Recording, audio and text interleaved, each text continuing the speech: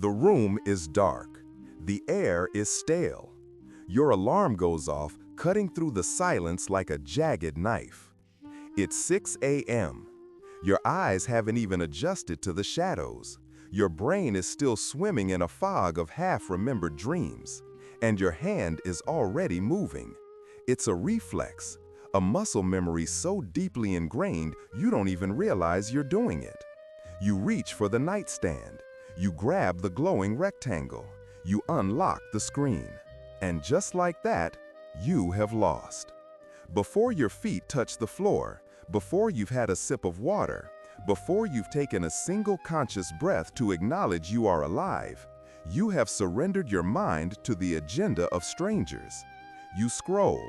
You see a 19-year-old crypto millionaire in Dubai. You see a war breaking out on the other side of the world. You see your ex looking happy. You see an ad for a product you can't afford. Dopamine, cortisol, envy, fear. This cocktail hits your bloodstream while your brain is still in a theta state, the most impressionable, hypnotic state of human consciousness. You think you're just waking up or checking the news. You aren't. You are downloading a virus. You are programming your operating system for poverty. It is hard to hear, but your bank account looks the way it does not because the economy is bad, not because your boss is a tyrant, and not because you haven't found the right side hustle yet. You are broke because you are addicted to being a spectator. And that addiction is fed, watered, and solidified every single morning between the hours of 6 a.m. and 8 a.m. Most people think wealth is created in the boardroom, or on the stock market floor, or during late-night grind sessions. They are wrong. Wealth is a frequency. It is a state of command.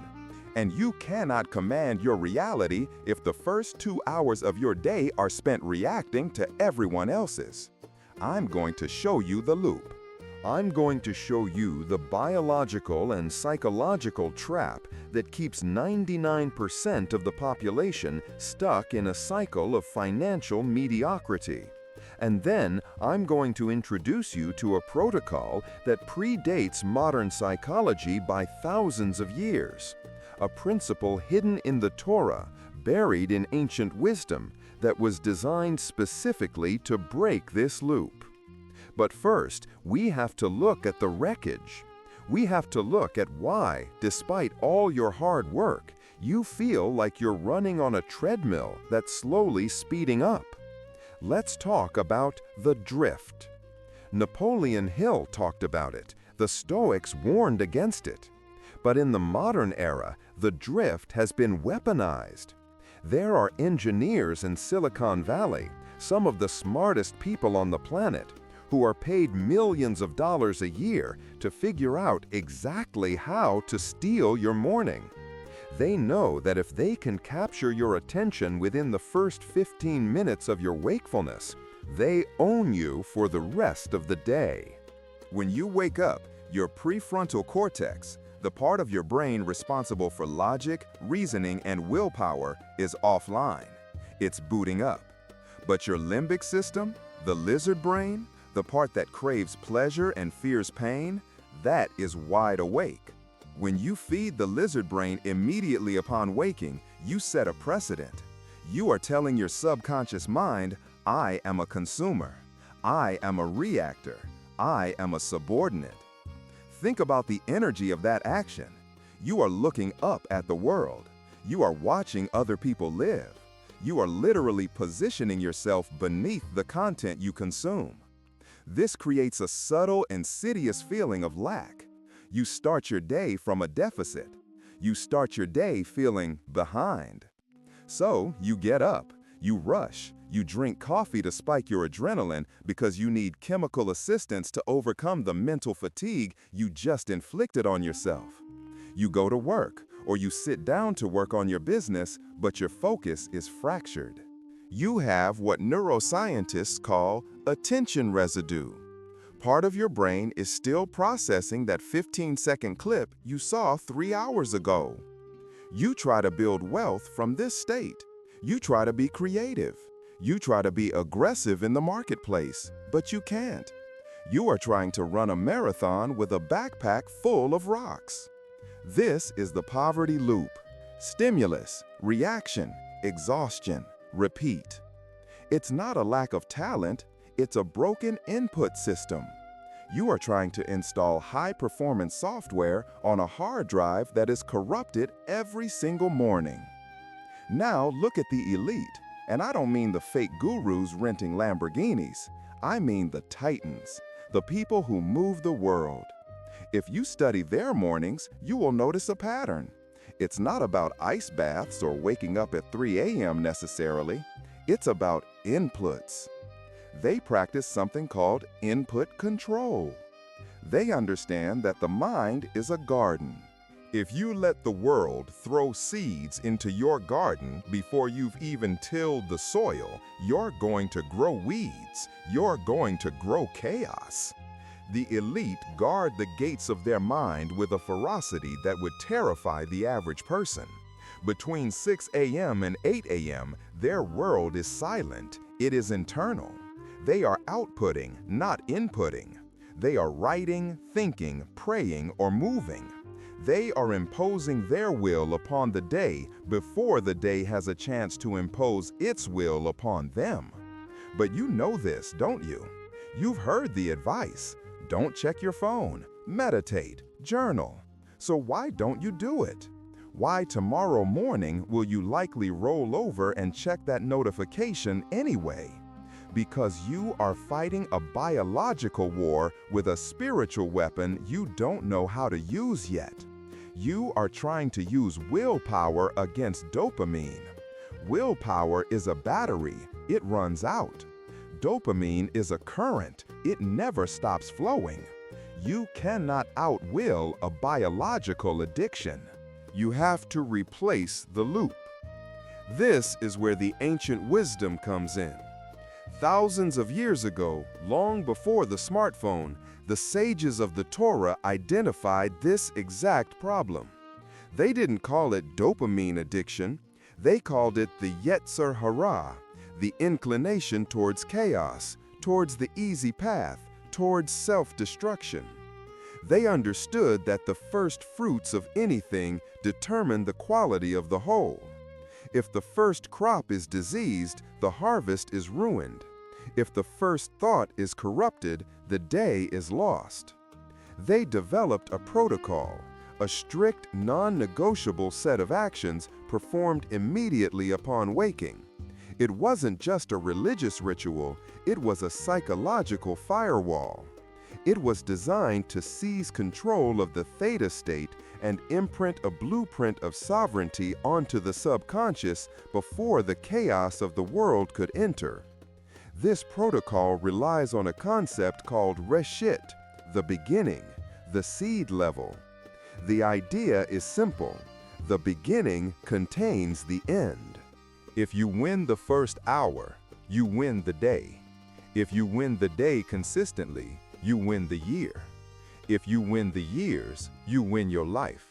Wealth is just the byproduct of winning your life. But if you lose the beginning, you spend the rest of the time playing catch-up. And broke people are always playing catch-up. They are always paying interest on the debt of their lost mornings. So, how do we fix this? How do we implement this Torah protocol in a modern world designed to distract us? We have to reverse engineer your morning. We have to identify the trigger points that send you into the spiral. The first trigger is the alarm itself. For most of you, the alarm is a signal of distress. It means the dream is over and the grind begins. Your body floods with cortisol. You wake up in defense mode. When you are in defense mode, you seek comfort. What is the fastest source of comfort? Distraction, the phone. We need to change the trigger. The Torah protocol begins before you even open your eyes. It starts with a concept called Modeh Ani. It translates to, I give thanks. But it's not just gratitude. It's an acknowledgement of return. Think about a computer rebooting. When it starts up, it runs a diagnostic check. It checks the RAM, the hard drive, the processor. It ensures the system is integral before it connects to the internet. You are connecting to the internet, the collective consciousness of the world, before you have run your diagnostic check. The protocol requires a delay, a sacred gap. Imagine a wall. On one side is your bed, your sleep, your subconscious. On the other side is the world, your job, your bills, your Instagram feed. Right now, there is a door in that wall, and you are leaving it wide open. The wind from the world is blowing into your bedroom, knocking over your furniture. You need to lock the door. Here is the science behind why this is so difficult. Your brain craves novelty. It is an evolutionary survival mechanism. New information might mean a new food source, or a predator, or a mate. So when you see that notification light, your brain screams, "Look, it's important for survival." It lies.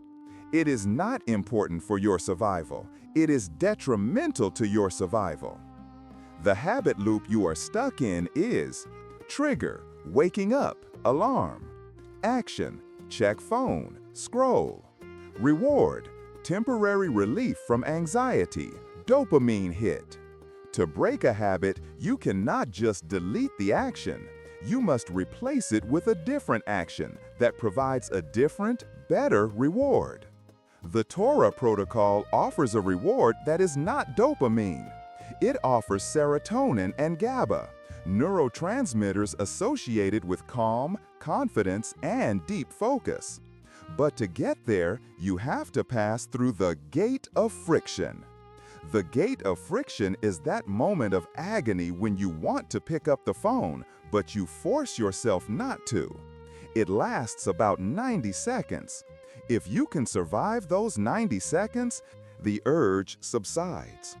But most people never make it past second 10. I want you to visualize your morning tomorrow.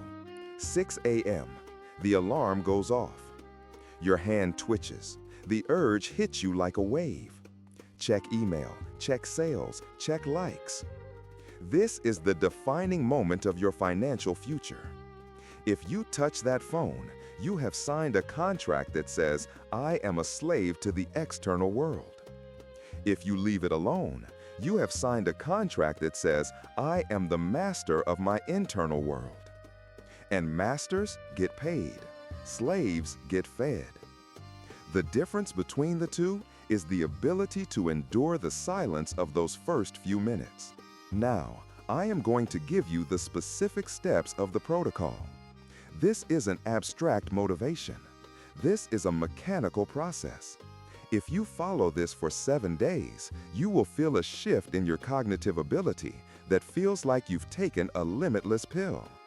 Your ability to focus on deep work, the kind of work that actually produces money, will triple. But be warned, your brain will fight you. It will scream at you. It will try to convince you that you are missing out on something crucial. It will tell you that you need to check the weather, or the traffic, or an emergency email. It is lying. The protocol consists of 3 phases. Phase 1 happens while you are still horizontal. Phase 2 happens when your feet touch the floor. Phase 3 happens within the first hour. Let's start with Phase 1, the reset. When you wake up, your brain waves are oscillating between theta and alpha. This is the bridge between the subconscious and the conscious. This is where your self-image is malleable. If you look at your phone, you collapse the wave function into reaction. The protocol demands you collapse the wave function into intention. The moment you realize you are awake, you must freeze. Do not move your body. Do not open your eyes. You are going to speak out loud. Sound is vibration. Vibration structures reality. In the Torah, the world was created through speech. And God said, "You are going to create your world for the day. But what you say matters. You cannot say, 'I hope I make money today.' That implies lack. That implies you don't have control. You need a statement of command, a statement that overrides the fear circuitry in the amygdala. But before I tell you the words, you need to understand the mechanism of the vessel. In Kabbalistic teachings, there is a concept that light cannot dwell where there is no vessel to contain it. Money is energy. It is light. If your mind is cracked, scattered, and leaking energy because of morning distraction, you cannot hold wealth. You can make it, sure, but you won't keep it. It will leak out through impulsive decisions, burnout, and distraction. We are building the vessel between 6 a.m. and 8 a.m. So, you are lying there, eyes closed. The urge to scroll is pulsing. This is where you initiate the override. You speak, and your voice must originate from the diaphragm, not the throat.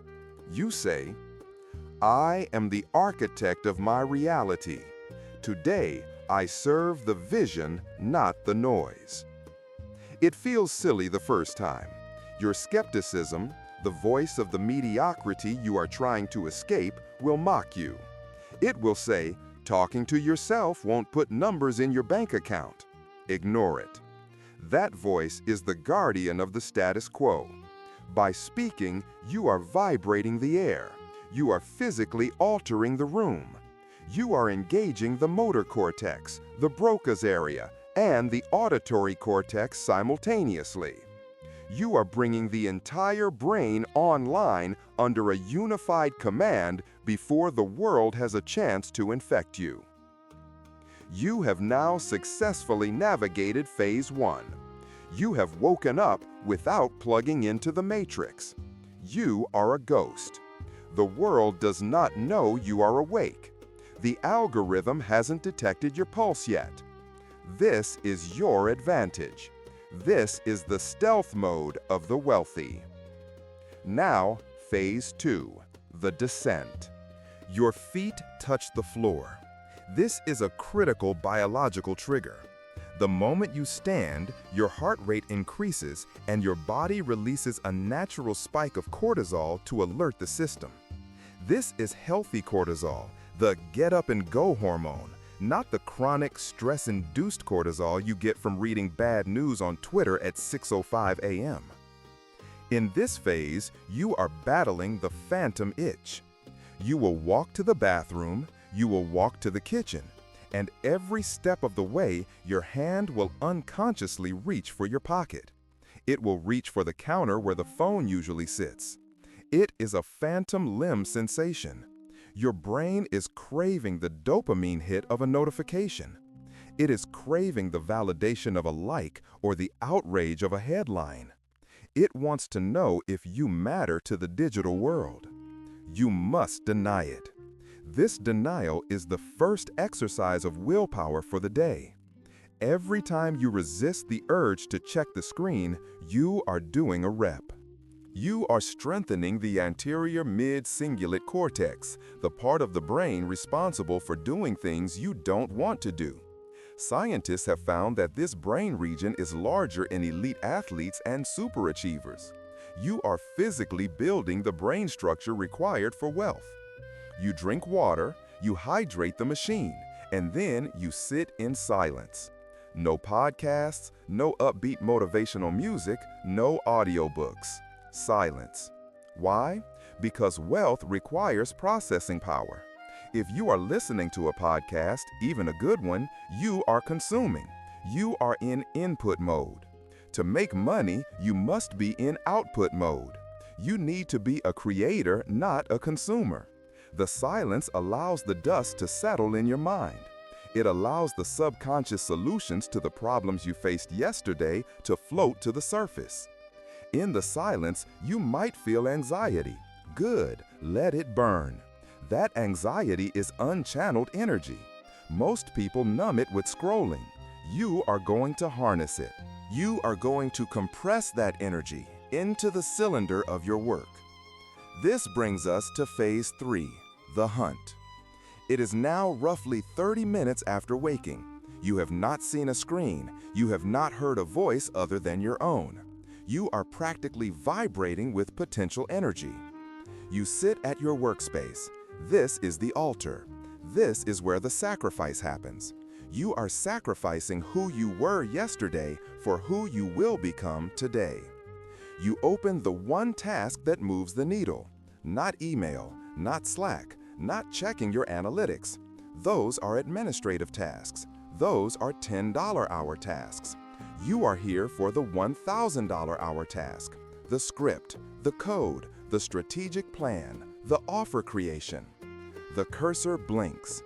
And here comes the final boss of the morning protocol, the resistance. Stephen Pressfield wrote about it. It is a force of nature as real as gravity.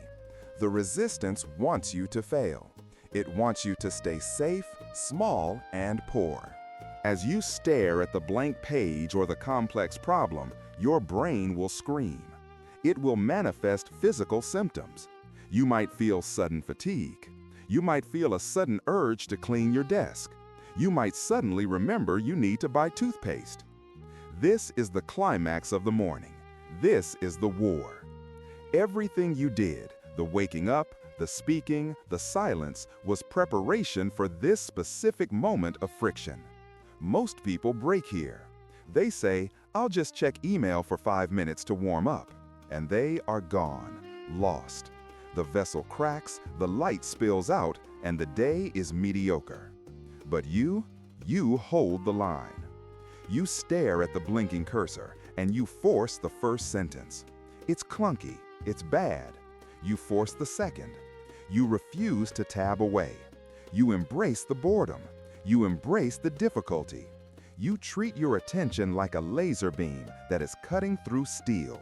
It requires heat. It requires pressure. And then, around minute 15, something magical happens. The pop. The neurochemistry shifts. Your brain realizes you aren't going to stop. So it stops fighting you and starts helping you. It releases norepinephrine for focus. It releases acetylcholine for learning. And finally, it releases dopamine. Not the cheap, sugary dopamine of a TikTok video, but the rich, slow-burning dopamine of pursuit and conquest. You enter the slipstream. Time dilates. You look up, and an hour has passed. You have done more work in 60 minutes than most people do in a week. This is the deep work state. This is where wealth is generated. Wealth is not a function of hours worked. It is a function of focus intensity multiplied by leverage. By protecting your morning, you maximized intensity. Now look at what you have built. Because you didn't check your phone, you didn't inherit the world's fear. Because you didn't react to emails, you operated on your own agenda, not someone else's. Because you sat in silence, you heard your own intuition, the voice that knows how to make you rich. You have constructed a vessel. The Kabbalists say that the light of the Creator is infinite and always present. The problem is never the lack of light, money/abundance. The problem is the lack of a vessel to hold it. Chaos, distraction, and reactivity shatter the vessel. Structure, intention, and discipline build it. By 8 a.m., you have built a fortress of focus. You have earned your dopamine. You have cast your vote for the identity of a winner. Now, and only now, you may open the gates. You can check the phone, you can see the emails, but notice the difference. You are looking at them from a position of power. You are looking at them as a lion looks at flies. They cannot derail you now because the main work is done. The heavy lifting is finished. You have already won the day. The rest is just maintenance. If you do this once, you will feel powerful. If you do this for a week, you will see your output double. If you do this for a year, you will be unrecognizable. The matrix relies on your distraction. The economy relies on your impulse buying. The platforms rely on your addiction. The faceless path is not just about hiding your face, it's about hiding your mind from the collective virus until you are strong enough to immunize yourself against it. The protocol is simple, but it is not easy. Tomorrow morning, the alarm will ring. The room will be cold. Your bed will be warm. The phone will be right there, promising you comfort, promising you connection, promising you a gentle ease into the day. It is a trap. Remember the wave function. Remember the vessel.